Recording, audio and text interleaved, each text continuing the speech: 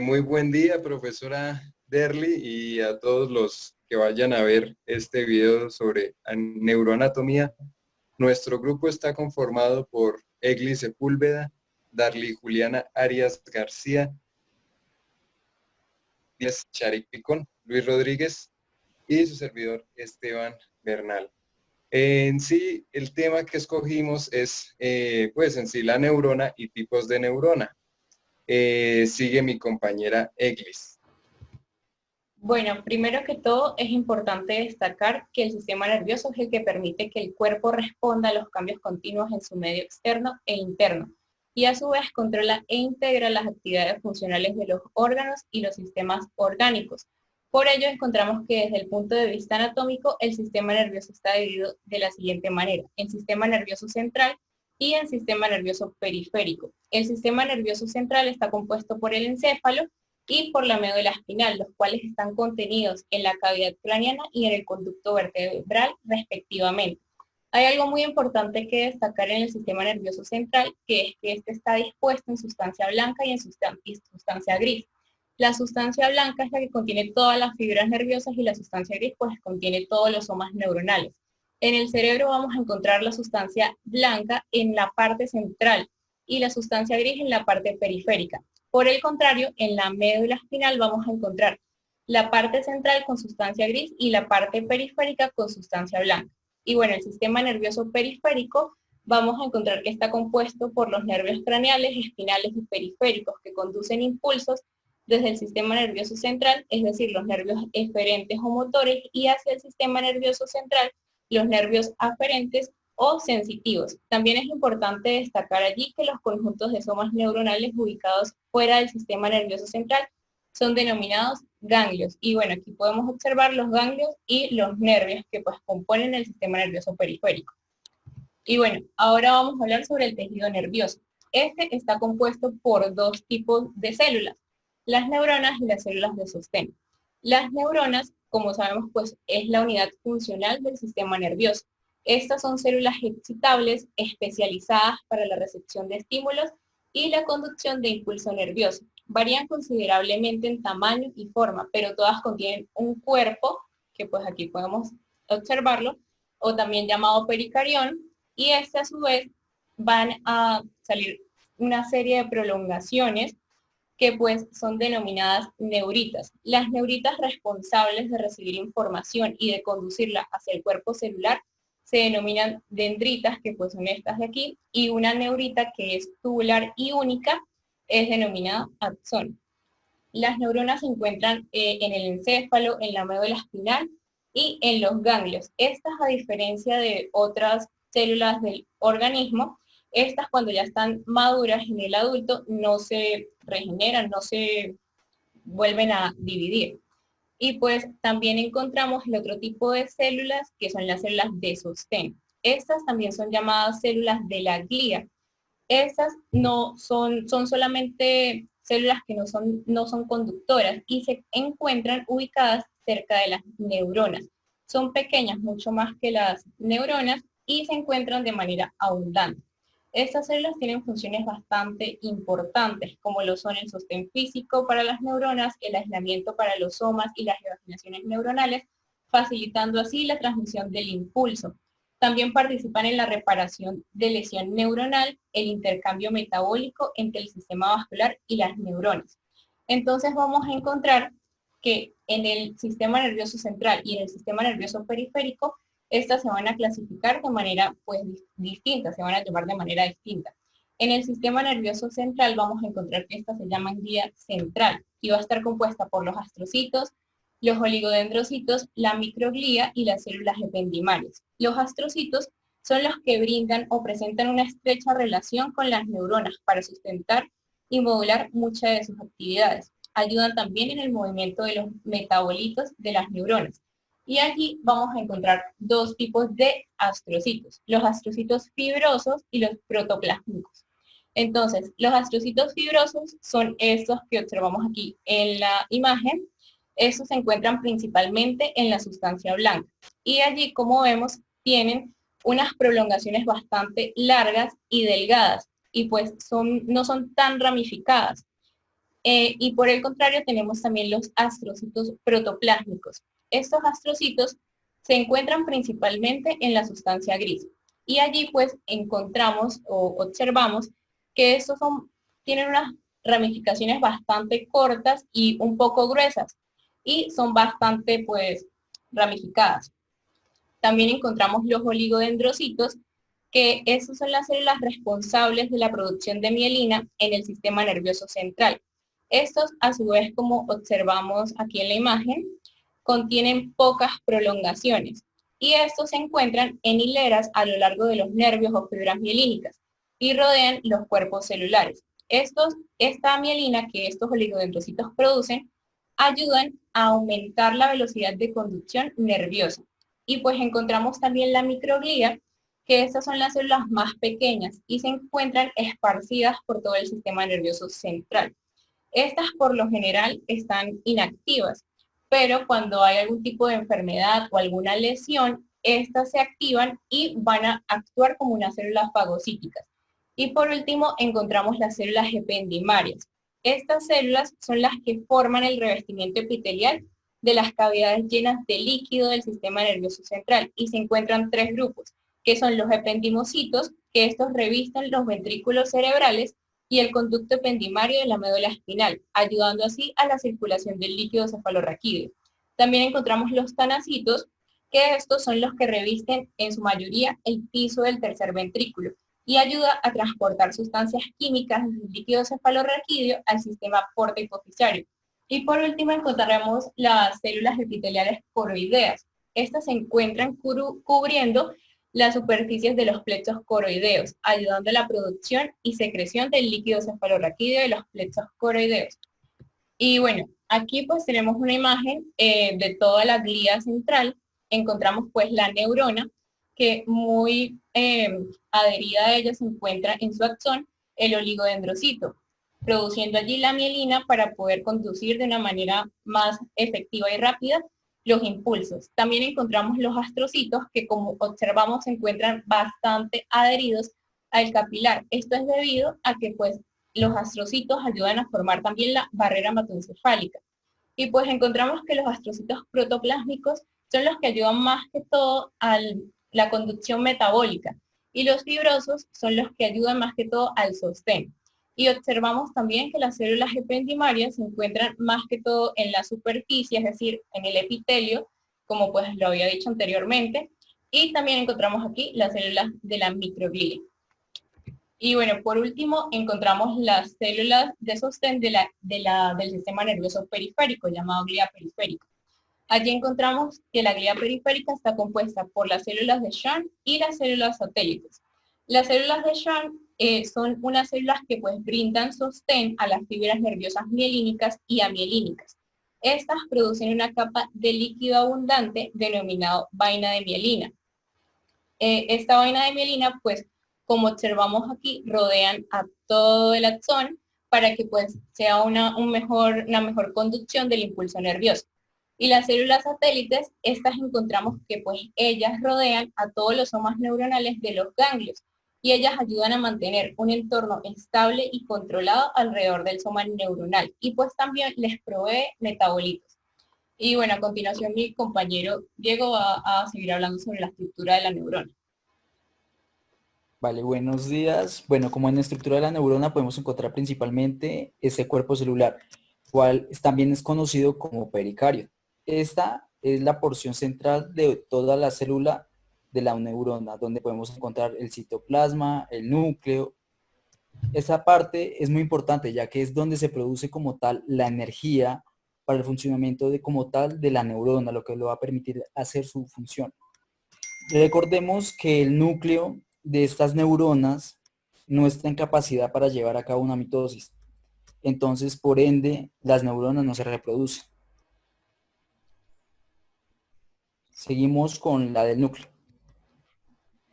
Aquí podemos encontrar este núcleo, donde encontramos el poro nuclear, las membranas nucleares, el nucleolo y el complejo de Golgi.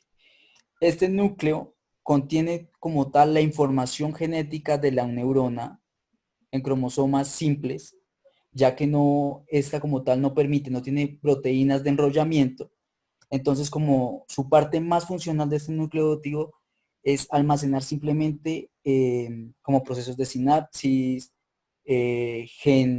genes, pero simples. La membrana nuclear. Esta membrana nuclear tiene una bicapa en la que alberga unos poros nucleares. Estos poros nucleares lo que hacen es permitir el transporte de sustancias intracelulares y extracelulares, como lo podemos observar en esta imagen del lado derecho de color amarillo. Entonces tenemos una división entre citoplasma, núcleo y membrana celular. Entonces hay un poro en el cual unas proteínas de transporte me permiten a mí en la neurona pasar sustancias a través intracelular y extracelularmente. Citoplasma. En este citoplasma está conformado de retículo endoplasmático rugoso y liso, el cual contiene diferentes organelos como lo son lisosomas, centriolos, pero lo más importante en estructura de la neurona es la sustancia NIS. Esta consta de gránulos, como lo podemos apreciar en la imagen derecha, estos granulitos que se ven rodeando el núcleo, que se encuentran en el citoplasma. Estos permiten la función del transporte y síntesis de proteínas, lo que hablaba yo anteriormente. Entonces, esta sustancia permite el paso de sustancias intracelulares y extracelulares y de transporte y síntesis de proteínas. En esta parte vamos a hablar de lo que es el aparato de Golgi. Bueno, entonces se dice que el aparato de Golgi observado en el microscopio óptico, después de ser teñido por un método de plata osmio, se muestra como una pared de hebras irregularmente onduladas alrededor del núcleo. La proteína producida por la sustancia NIS es transferida al interior del complejo de Golgi en vesículas de transporte. En esta se almacena, también puede añadirse hidratos de carbono y se forman glucoproteínas. Cada cisterna del complejo de Golgi está especializada para diferentes tipos de reacciones enzimáticas. También se cree que el aparato de Golgi es activo en la producción de lisosomas y en la síntesis de membranas celulares. Para la siguiente vamos a hablar de las mitocondrias. Estas mitocondrias se encuentran dispersas por todo el cuerpo celular, dendritas y lo que son axones. También están en una forma esférica o por así llamarla de bastón. La membrana interna está dispuesta en pliegues que se proyectan hacia el centro de la mitocondria. Las mitocondrias poseen muchas enzimas que se localizan principalmente en la membrana mitocondrial interna. Estas enzimas toman parte del ciclo del ácido tricarboxílico y en las cadenas del citocromo de la respiración. Por otro lado, vamos a hablar de lo que son las neurofibrillas y también de los microfilamentos. Las neurofibrillas. Estas se disponen en fascículos de neurofilamentos. Cada filamento mide alrededor de unos 10 nanómetros de diámetro. Estos neurofilamentos forman el principal componente del citoesqueleto. A ver, dichos neurofilamentos son muy estables y pertenecen también a la familia de las citoqueratinas. Por otro lado, los microfilamentos miden aproximadamente entre 3 y 5 nanómetros de diámetro. Estos están formados por actina. Estos microfilamentos se concentran en la pared del citoplasma por debajo de la membrana plasmática, donde forman una malla densa. Los microfilamentos desempeñan un papel clave en la formación de las nuevas prolongaciones celulares y la retracción de las células antiguas. Estos también ayudan a los microtúbulos en el transporte axónico. Para la siguiente vamos a hablar de lo que son los microtúbulos. Estos microtúbulos miden aproximadamente 25 nanómetros de diámetro. Se encuentran entremezclados con los neurofilamentos, se extienden por todo el cuerpo celular y sus prolongaciones. Estos microtúbulos y microfilamentos proporcionan un trayecto que permite que los orgánulos específicos se muevan a través de motores moleculares. Bueno, entonces el transporte celular tiene lugar en ambas direcciones. Entonces, hay dos tipos, el transporte rápido y el transporte lento. Bueno, vamos a hablar de lo que es el transporte rápido. Este transporte rápido se da de 100 milímetros día a 400 milímetros día aproximadamente. Este está originado por dos proteínas motoras, que estas son la cinesina y la dineína. En el caso de la cinesina, se da para el movimiento anterógrado, que es alejándose de la célula, y en el caso de la dineína es para el movimiento retrógrado. A ver, también se dice que durante el movimiento anterógrado, los orgánulos recubiertos con cinesina se mueven hacia un extremo del túbulo, y en el movimiento retrógrado, los orgánulos recubiertos con dineína se mueven hacia el otro extremo del túbulo. Por otro lado tenemos el transporte lento, que es de 0,1 milímetros por día a 3 milímetros por día. Este implica el movimiento de gran parte del citoplasma e incluye el movimiento de los mitocondrias y otro tipo de orgánulos. Se produce un transporte axónico solo en dirección anterógrada y no se ha identificado el motor molecular, pero probablemente se dice que es familia de la cinesina. Para la otra vamos a hablar de lo que son los lisosomas. Los lisosomas son vesículas unidas a la membrana que miden entre 8 nanómetros de diámetro. La principal acción de los lisosomas es actuar como los barrenderos intracelulares y también contienen enzimas hidrolíticas. Estos están formados por la gemación del aparato de Golgi. Los lisosomas también existen en tres formas, por así decirlo. Están los lisosomas primarios, que son los que se acaban de formar. Tenemos los lisosomas secundarios, que contienen el material parcialmente digerido, y los cuerpos residuales. Que estos cuerpos residuales, en estos las enzimas son inactivas, y los cuerpos han evolucionado a partir de materiales digeribles como pigmentos y lípidos. En la siguiente vamos a hablar de lo que son los centriolos, la lipofucsina y los gránulos de mielina. Los centriolos, bueno, son unas pequeñas estructuras que están dispuestas en pares que se encuentran en la célula nerviosa en división durante el periodo embrionario. Cada centriolo es un cilindro hueco cuya pared está compuesta de haces de microtúbulos. Se asocia con la formación del huso durante la división celular y en la formación de microtúbulos. Se encuentra también en las células nerviosas maduras, donde se cree que están implicados en el mantenimiento de los microtúbulos. Por otro lado tenemos la lipofucsina o material pigmentario. Bueno, esta lipofucsina está formada por gránulos de color amarillento en el interior del citoplasma. Se cree que se produce como resultado de la actividad lisosómica y representa un producto metabólico de degradación. También se dice que esta se acumula con la edad. Y por último tenemos los gránulos de mielina, que estos se encuentran en el citoplasma de neuronas de ciertas partes del encéfalo. Un ejemplo de esta es la sustancia negra del mesencéfalo. Su presencia puede relacionarse con la capacidad sintetizadora de las catecolaminas de esta neurona, cuyo neurotransmisor es la dopamina. Bueno, entonces ya conociendo la estructura de las neuronas, podemos empezar a clasificarlas por diferentes aspectos.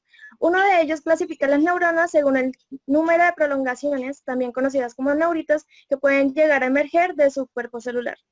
En esta clasificación se distinguen tres tipos de neuronas. El primer tipo de neuronas son las neuronas multipolares, que tienen generalmente varias dendritas pequeñas y un axón largo único que se originan a partir del cuerpo celular. En este tipo de neuronas las podemos encontrar en el encéfalo y médula espinal, ya que la mayoría de las neuronas situadas en estas regiones son de este tipo. El segundo tipo son las neuronas bipolares. Estas poseen un cuerpo celular alargado que por un extremo emerge un axón y del otro una dendrita. Se encuentran en la retina del ojo, en el oído interno y en el área olfatoria del encéfalo. El tercer tipo son las neuronas unipolares. Estas se caracterizan porque del cuerpo celular emerge una única neurita, que se divide a una corta distancia del cuerpo celular en dos ramas. Una que se dirige a alguna estructura periférica y corresponde a las dendritas, y otra rama que se introduce en el sistema nervioso central, que correspondería entonces al axón. Estas neuronas se denominan más adecuadamente como neuronas pseudounipolares, ya que comienzan en el embrión como neuronas bipolares, pero durante el desarrollo las dendritas y el axón se fusionan en una prolongación única. Las dendritas de la mayoría de las neuronas unipolares funcionan como receptores sensoriales que detectan un estímulo sensitivo, ya sea el tacto, la presión, el dolor o estímulos térmicos.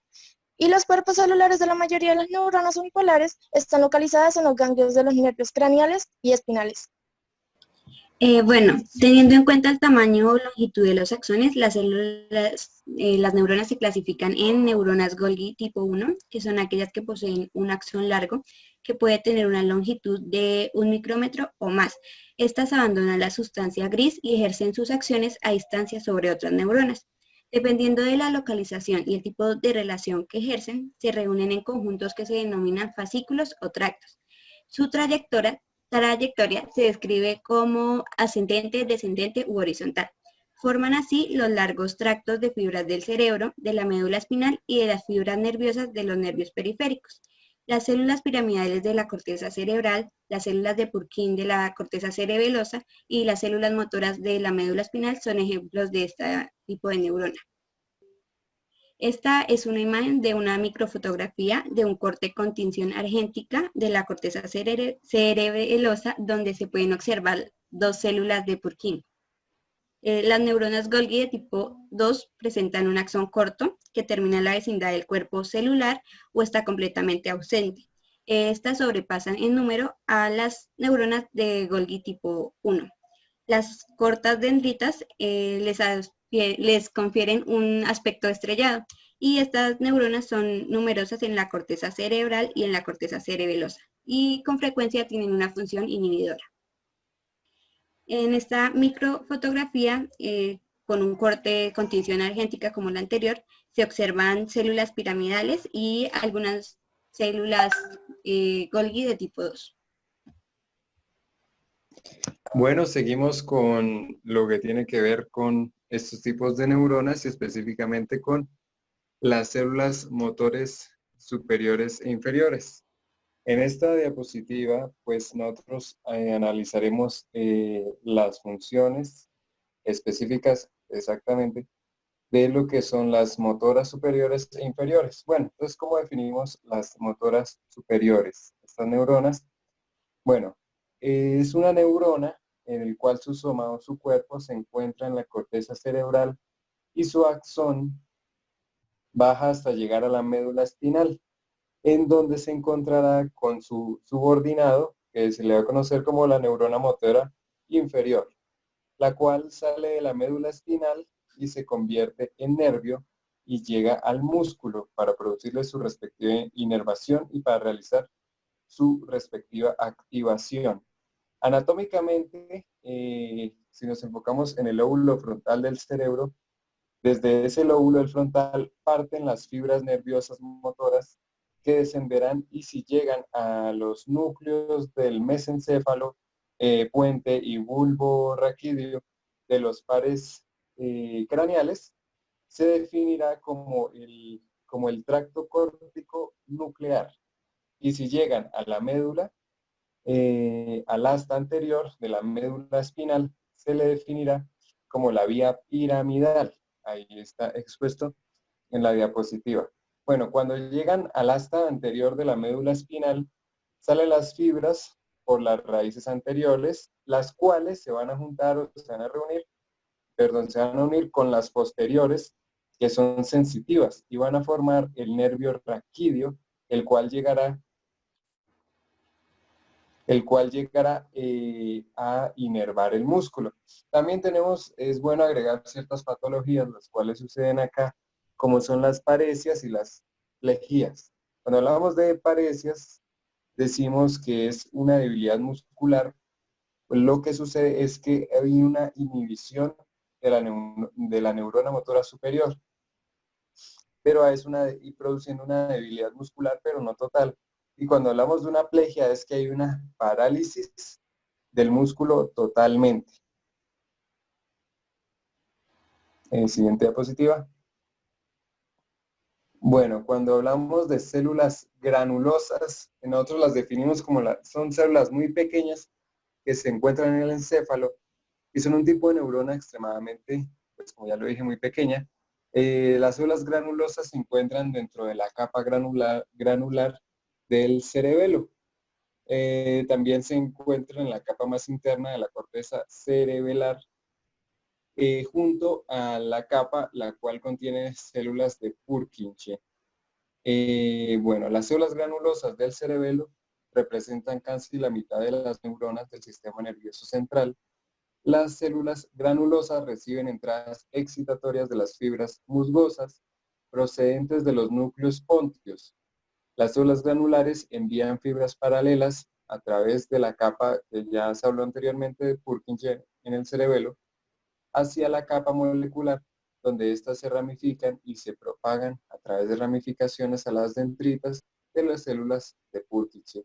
Estas fibras paralelas forman miles de sinapsis excitatorias granulares de las células y de las células de Purkinje sobre las dendritas intermedio y distal de las células de Purkinje, utilizando glutamato como su neurotransmisor específico. Además de esto, tenemos que agregar que las células granulosas de la capa 4 de la corteza cerebelosa reciben impulsos de entradas desde el tálamo y transmiten impulsos de entradas a lo largo para viajar en gran medida a las capas supragranular de la segunda a la tercera, sino también a las capas infragranular de la corteza cerebral. Si hablamos más sobre su función, pues nos tenemos que especificar en la red neuronal. Entonces, las células granulosas reciben entradas excitatorias de 3 o 4 fibras musgosas que se originan en el núcleo pontino.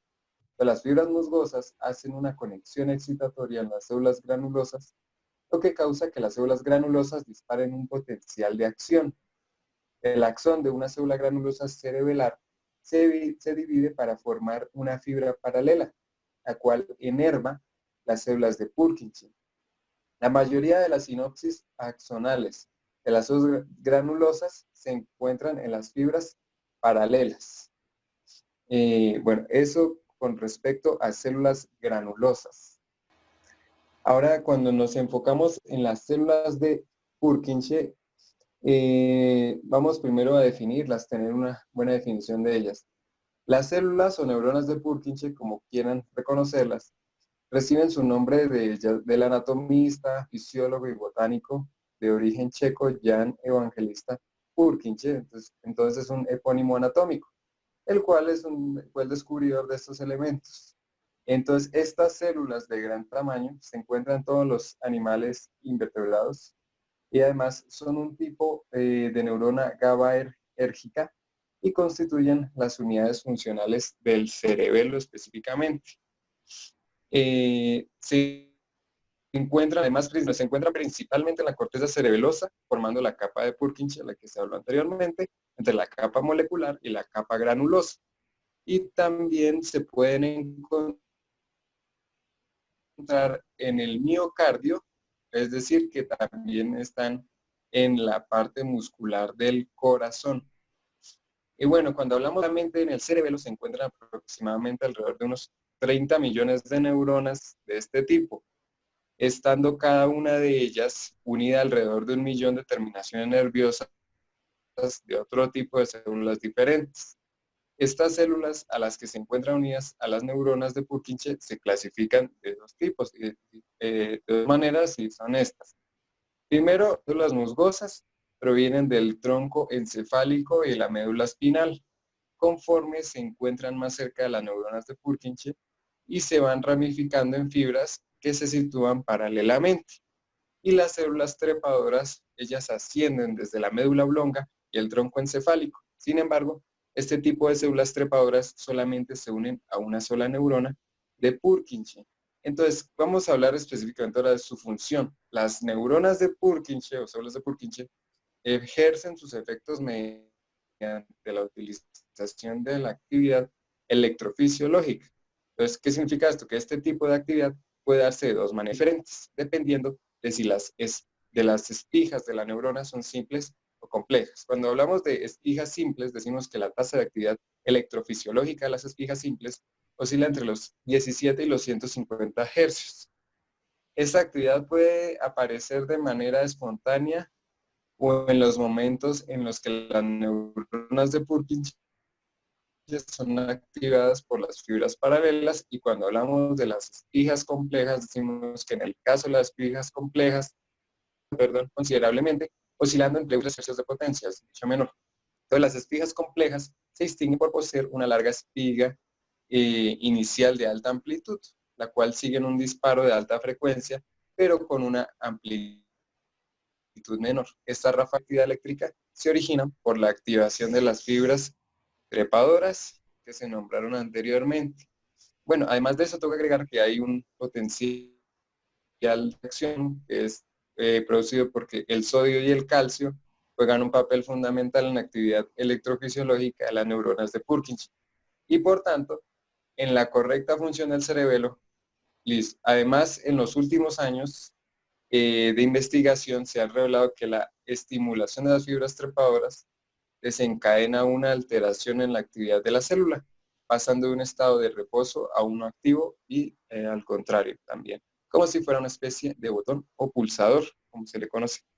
Y por último, tenemos a las células o neuronas estrelladas. Entonces, hablaremos sobre esto. Entonces, decimos que constituye la forma neuronal más abundante en la estructura del tejido nervioso. El cuerpo o soma, como lo quieran llamar, se localiza en la sustancia gris. Además, presentan prolongaciones citoplásmicas, que es lo que conocemos como dendritas. Las numerosas dendritas aumentan la superficie de contacto entre las células, permitiendo así el establecimiento de abundantes complejos sinápticos de tipo axodendríticos y dendrodendríticos. El núcleo es por lo general esférico y se localiza en el soma de la neurona. Los organoides citoplasmáticos se distribuyen en el soma o pericarión. El retículo endoplasmático está muy desarrollado. Las neuronas poseen un citoesqueleto prominente que contribuye no solo con la forma celular, sino también además con el transporte de organoides y vesículas sinápticas a lo largo del axón, lo que se va a conocer como, o lo que se conoce, como transporte axonal. Muchas gracias.